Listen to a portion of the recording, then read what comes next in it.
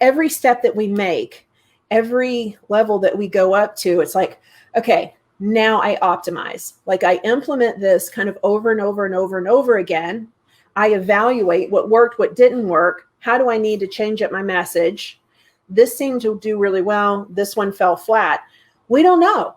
We don't know until we test it. And the testing, that optimization comes from conversation. Can't say that enough. I've got to get a t-shirt that says that. Hey there, if you like this video, make sure to click the subscribe button so that we can let you know the next time that we drop a new video. So let's get back to it. But seriously, and then, you're going to hit a level of sales, and then there's going to be other things that you're going to need to do to help optimize. Like what got you here is not going to get you here. What got you here is not going to get you up here.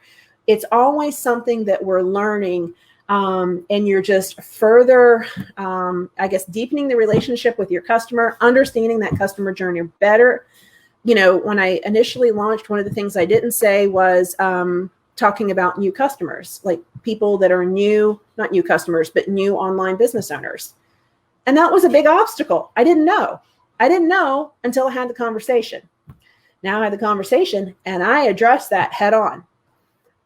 Talking about objections. This launch, talking about objections. It's not about time. It's not about money. It's about whether or not you trust me. So in my mind, then how do I sell trust?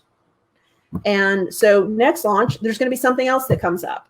There should always be something that comes up that you can address, because it's just the next level of customer that you're going after, right?